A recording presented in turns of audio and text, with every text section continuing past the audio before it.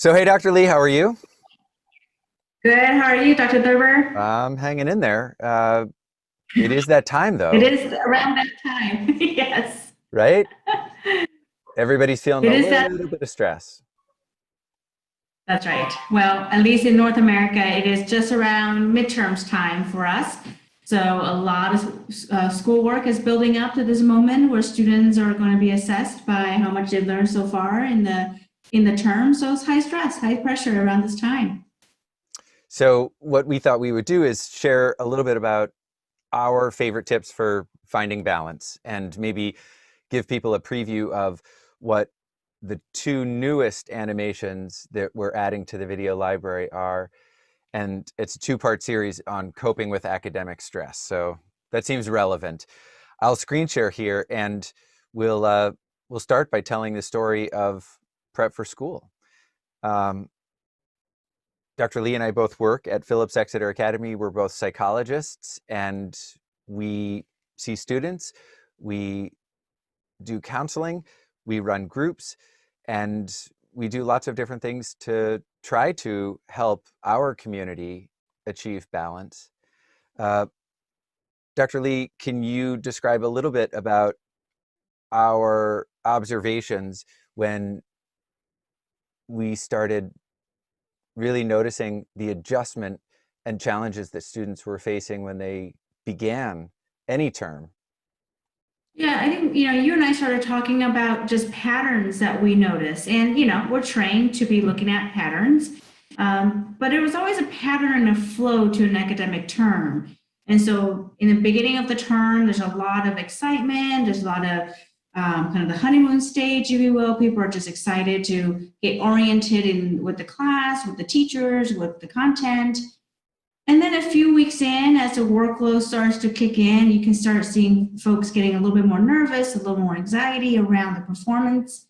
Maybe the first test or the first quiz starts to come around, and that's really the first time that a student is getting to know how a teacher writes their test or what the teacher's looking for in a paper or in an exam. And it's a little bit of getting to know you that happens between a student and a teacher. And then a few more weeks go on, and now we're creeping into to midterms, and there's more papers, more assignments, and more pressure demands, and we start to notice things. And what do we start to notice? We start to notice perhaps bad habits forming, perhaps bad self-care patterns forming. And those are all things that you and I talk about. Gosh, we wish we could catch it earlier or help students catch earlier. Look for those early signs, figure out how to make the tweaks and adjustments along the way. Don't wait until it's already midterms, or you're already sleep deprived, or you're already so overwhelmed by an exam or a quiz that now you're avoiding the teacher or avoiding the class. Like, let's not wait until then. Let's see if we can catch some things a little earlier. So the point of this video is to show you some of the patterns that we've noticed so that we can help you prevent getting to waiting until things get worse.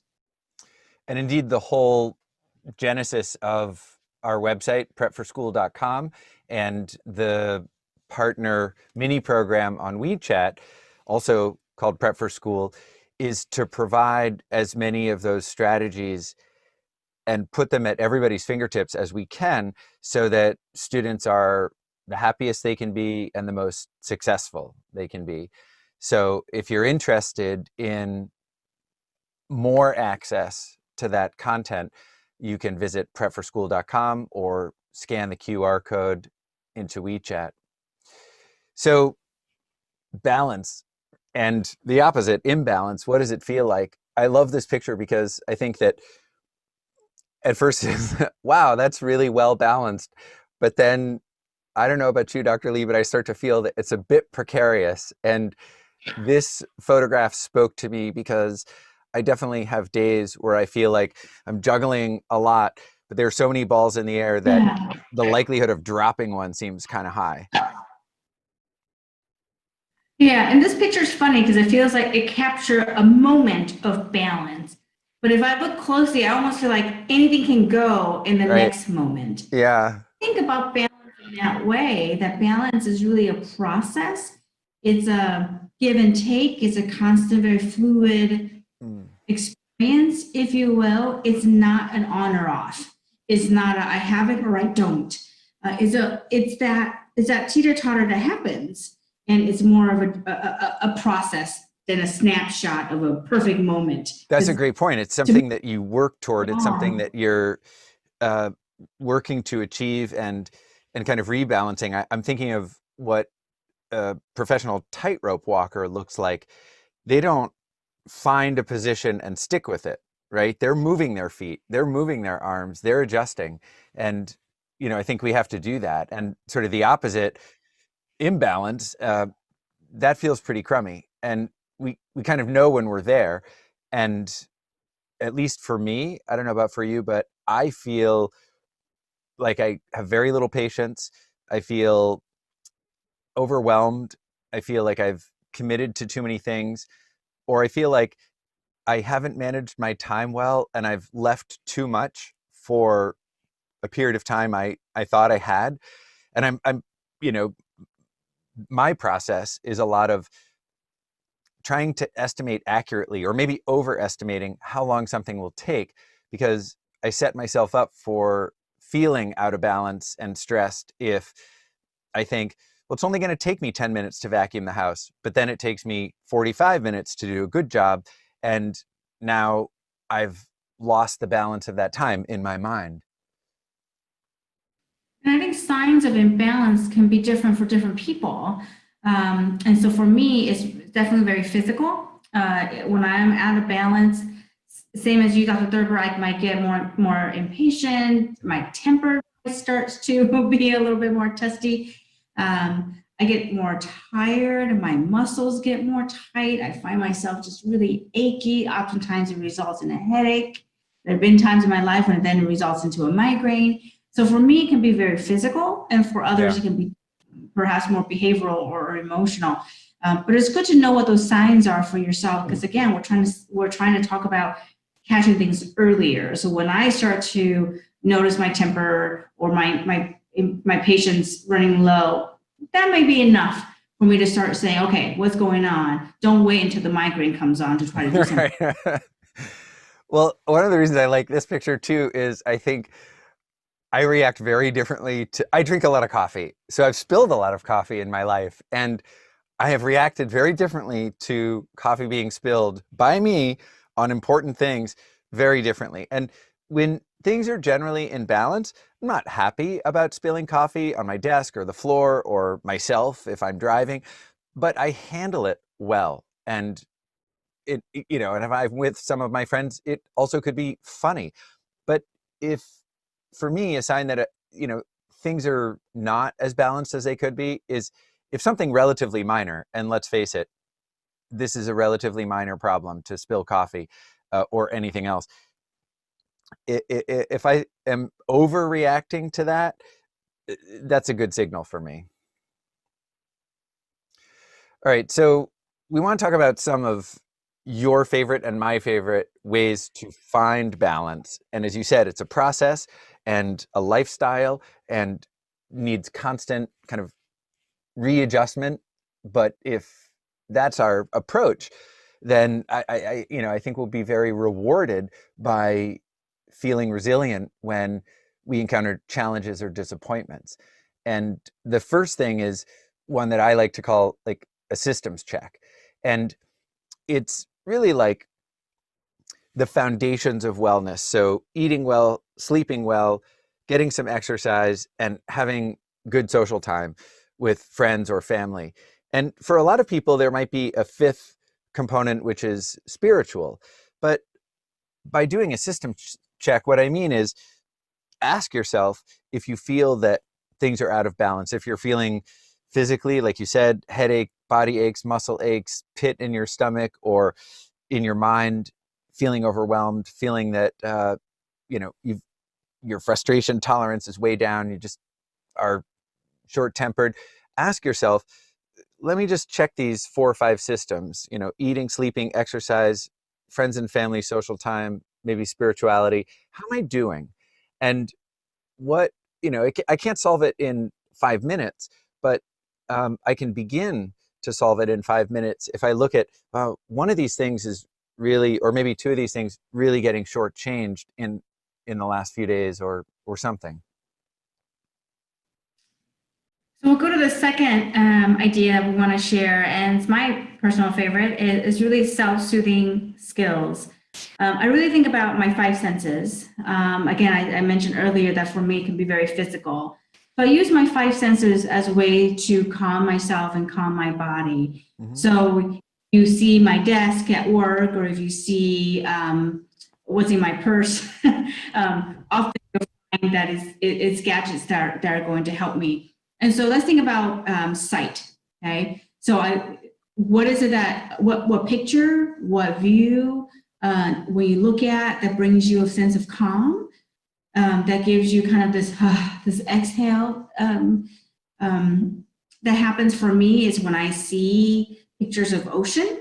It's really, I love nature and I love pictures of ocean, and that can really be helpful for me. Ocean also provides me the other one, which is sound. I love sounds of waves. I love sounds of kind of raindrops, anything with water.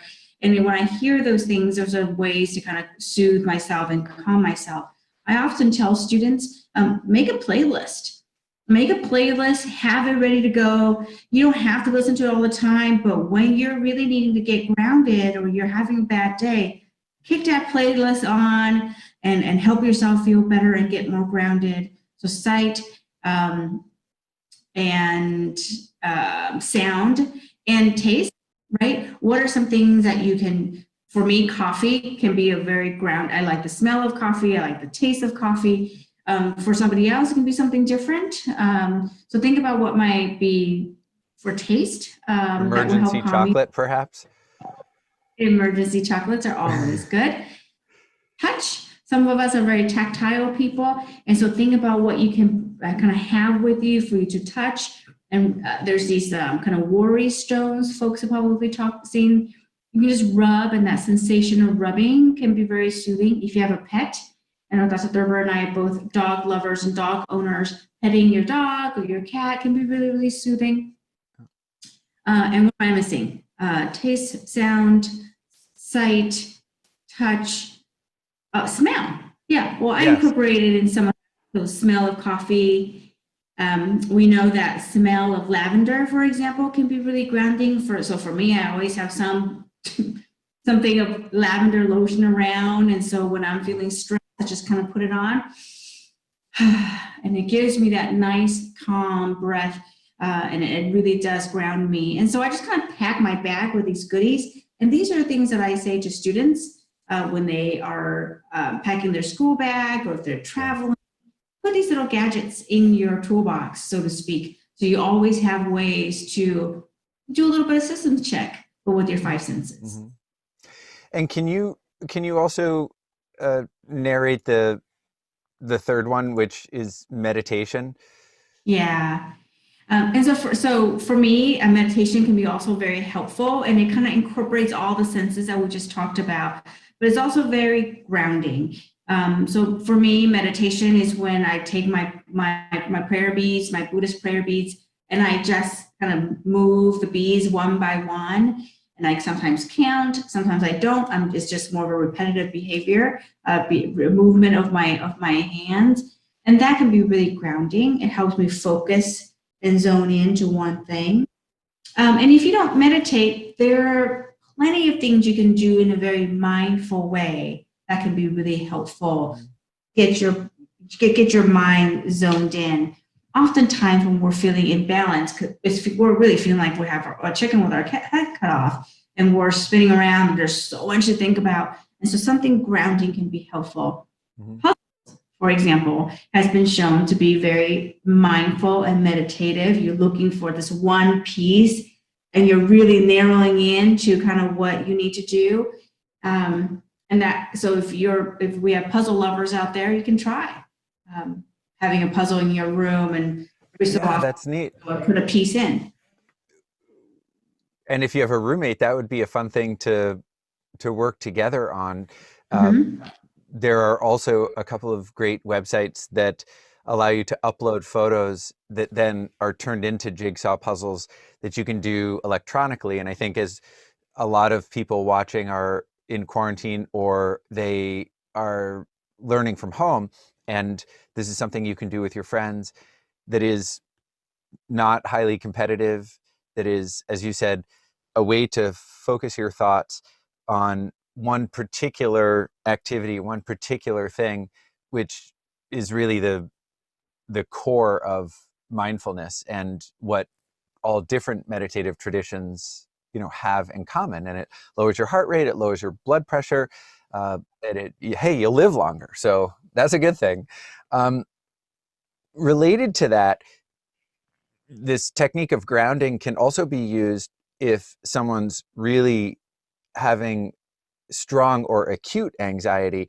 And one of the things that Dr. Lee, you and I have done with students who may be feeling a strong wave or rush of anxiety is ask them to perhaps ground themselves by focusing on their breathing. And one of the things that we talk about in the video library on prepforschool.com and on the mini program is this technique of square breathing.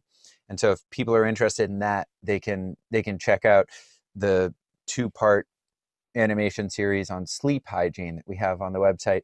And then there's another strategy that we use to help people who are experiencing acute anxiety, where we just ask them to work with us back and forth, naming things in the room. I see an orange marker over there, or I see a black and white clock, or I see a monitor with the letters HP on it.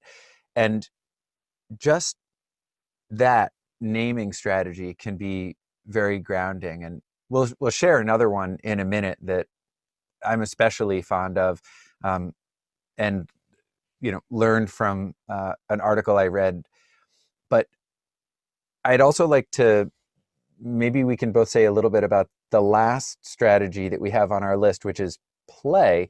And for people who are serious students, this might seem a little out of place. Yeah, you don't know how many times I've convinced students that taking a time out and play a little is actually good for your academic performance.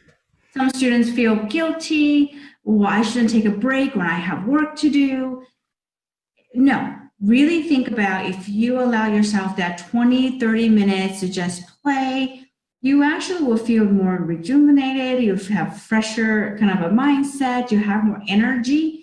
And so when you go back to your schoolwork, you'll be a lot more focused, and your thinking is going to be sharper, your memory is going to be much better. And so really see that as an investment for academic performance. But I love it when kids are out just playing, and it can be sports, it can be just being silly. This morning when I talked to a student, they just, there are 4 of them that met up on Zoom, and because we're social distancing, and they just played music and had a dance party and had the best time. And That's awesome. Yeah. it was like a silly 20, 25-minute thing, but they got to connect socially. They got to listen to music. They got to run and kind of jump around and move their bodies in their own rooms. And it was a lot of fun. And then and then they did their homework.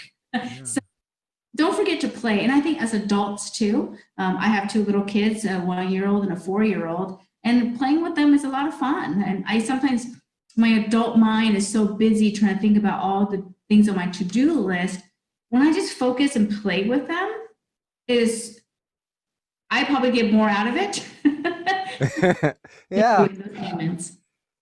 No, it's nice. And it's a good reminder of, what's important. And there's great research that shows people who engage in regular play at any age are mentally more healthy, they feel better emotionally, and also they're exercising their brain in a different way, and it pays dividends when they return to what we imagine to be a more academic task.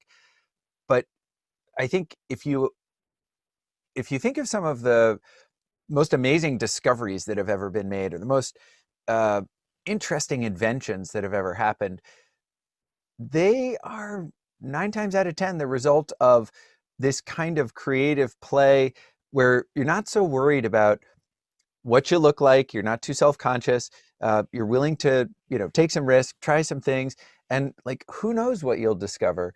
And I'm not saying that an instance of play has to result in some earth-shattering discovery, but I'm sharing the research that when we do play, we let our minds be liberated in a way that really is sort of conducive to thinking of good ideas. So if I'm trying to write an essay for, let's say, English class or French class or Chinese class or German class, and I just can't think of a good topic, and I keep writing one sentence or half a sentence and erasing it and another sentence and, backspace, backspace, and I'm getting more and more frustrated, what starts to happen after a while is I'm kind of stuck in a rut.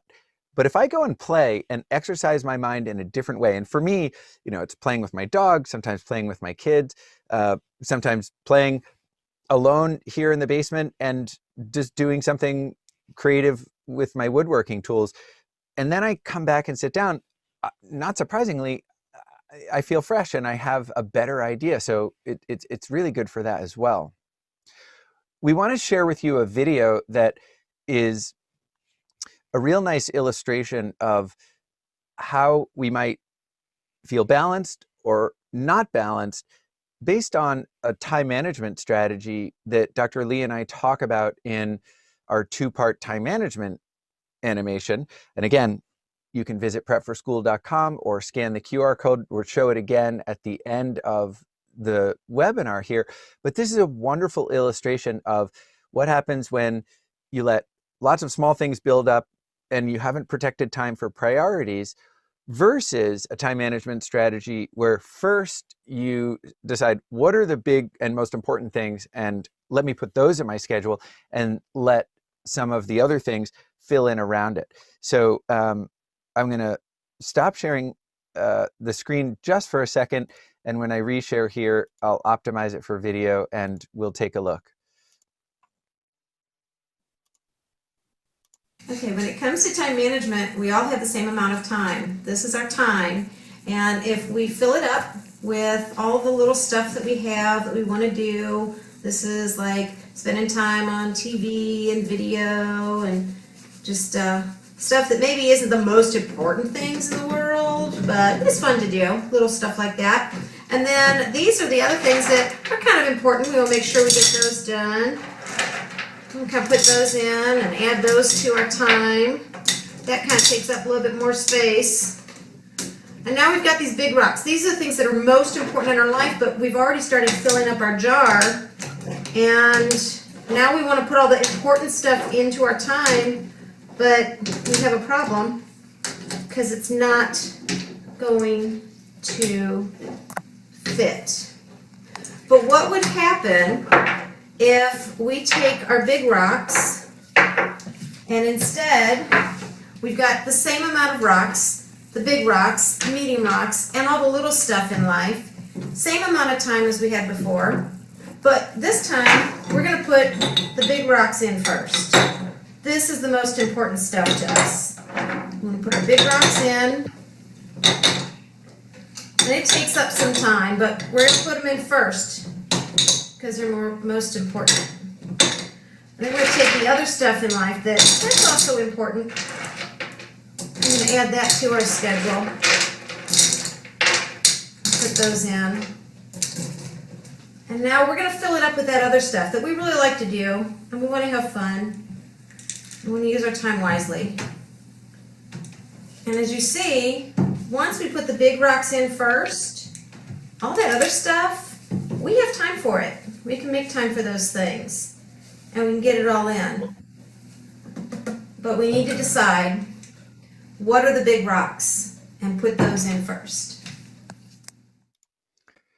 So it's a fun illustration, isn't it, of the order makes a difference. It's not some kind of optical illusion that the woman who's demonstrating this manages to get the big, the medium, and the tiny sand all into the same jar. It's the order in which those things are done that makes a difference. Yeah, so it goes back to, again, balance is a constant shifting, but it's important to put the priorities in there first. And when it comes to balance, the foundation has got to be your sleep, are you exercising, your diet, your food intake, your social connections. So those are the big pillars. And then we fill it with other stuff. And certainly academic demands are also important. And then you fill the others. So it's important to set our priorities as we try to find that balance on a day-to-day basis. Yeah, I mean, I think if we remember some of the students that we might speak with on a Monday morning, the ones who are feeling balanced have set those priorities, academic and self-care and social, and planned in an intentional way. And some of the other things fill in around those priorities. The students or colleagues, for that matter, who might be feeling stressed are the ones who let some of the little things maybe fill up a lot of that time. And then when they had to get done some of the really important tasks late on a Sunday night when they were tired, it just resulted in some more stress. So, that's a challenge. So we're, speaking of time, almost out of the time that we have, but I did want to share one of my favorite grounding exercises. I mentioned naming things in the room, and you can find out lots more about how to manage time and be at peace so you get a good night's sleep by becoming a member of Prep for School. But I'm showing here a painting that is in the Museum of Fine Arts in Boston, and it's called Boy with a Flying Squirrel. And it's not a particularly remarkable or famous painting, but it's fascinating for its detail. And you can do this, as you said, Dr. Lee, you love to be out in nature. And I think that, that's a place where it's wherever you are. And you can do this in a city too, but just sitting still and looking in the same place and seeing what it is that you notice.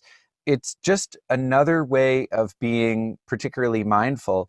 And I'm showing a close-up here. There's a little flying squirrel and chewing, maybe on a walnut, perhaps. But thinking about this as a pet, because most people at first glance don't realize the flying squirrel's at the end of this gold chain that the boy is holding. But there's nothing. I'm not trying to be an art historian or particularly deep or symbolic about this. Finding some image that is interesting in nature or in a magazine or online.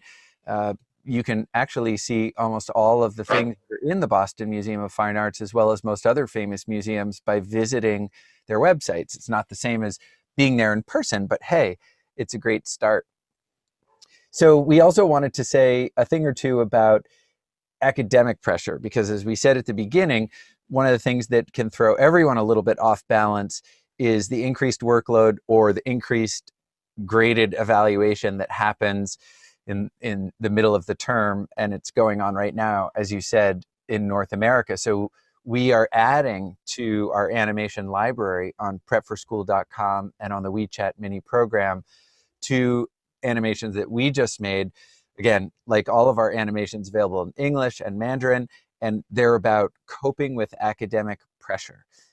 So it might be interesting for us to say one or two things about coping with academic pressure, and just to give people a little bit of a preview of what it is that they're going to find if they become a member of Prep for School. Yeah, one of the things we talk about is how to appraise the situation or the paper or the project. What is the goal here? And I said very, very early on, balance isn't on or off. And I think what often happens with students is that they treat an exam or a quiz or a paper as a failure or a success. It's either or. And they start to put pressure on themselves that if I don't get an A on this paper, if I don't get A on this quiz, I'm going to fail. Mm-hmm. It seems to be the only alternative option that they give themselves. So when they do that, they now have overpraised appraised the exam or the quiz to be much more important than it really needs to be. And so part of what we talk about in the video is how to be clear of the goals, clear what the weight of the academic demands, and really having more of a realistic view of the situation and not feeling like everything's do or die or failure or success, on or off. It's great advice, and many more strategies in those two animations that we're adding to the site. As you said, if we think about everything we do as having a very precise, particular right or wrong outcome, and the stakes are extremely high, we create unnecessary stress, unhealthy pressure for ourselves, which of course diminishes performance. So if we're really invested in performing at our best, we're going to undo that thinking. And we teach you how in the video. We also chose this image because, of course, anyone who's played darts more than just casually, but a game of darts, usually you start with 300 points and you subtract from 300, and the winner is the one who gets down to 0, but exactly. So if Dr. Lee is left with 18 at the very end of the game and I'm left with 15, well, I have to throw 2 darts, maybe a 7 and an 8, to get exactly down to 0, or she could throw a single dart and get a double 9 for her 18. But the point is, we can think flexibly about what the outcome is supposed to be, and it's not always to just, of course, grades are important, but what we're also trying to do is something else. Getting a bullseye on a dartboard at the end of the game, unless you have either 25 or 50 points left, is not going to bring you down to 0. So it's just a reminder that being flexible in the way that we think and attributing importance, but not, as you said, over attributing importance to any one particular task, ends up actually helping our performance. And if we put lots of pressure on ourselves and become very rigid in our thinking, we're not going to perform as well. And on top of that, we're going to feel pretty stressed. So, we want to remind people that you can visit prepforschool.com if you would like to become a member. If your school is already a member, that's great. You just ask them for the coupon code and you'll be able to create an account and log in. Same with the WeChat mini program. You can scan the QR code. If your school is not a member, you can ask the headmaster or principal or the dean of students to become a member. And you can also become a member just as a family and share a username and password either on the website or on the WeChat mini program. As I mentioned in passing, all of the videos are available in English or a combination of English and Mandarin. We also have them subtitled in Russian and coming soon Spanish. So we're trying to make this material as accessible as possible. Dr. Lee, maybe you have some closing thoughts before we wrap up. Yeah, again, I think balance is a little bit of an art. It's a little bit of a constant commitment, if you will. And so, watch this video and rewatch the video at different times. Depending on what you're feeling that day or going through in that moment, you may get different things out of not only this webinar, but all of our videos. So these are good things to kind of reference back to and remind yourself, how am I doing? How do I do a bit of a systems check? So, for now, wish you all very, very the best as you head into midterm season. And I'm positive that if you put some of these strategies in place, that you will be able to navigate the world of balance and achieve the goal that you've set out for yourself in this academic term.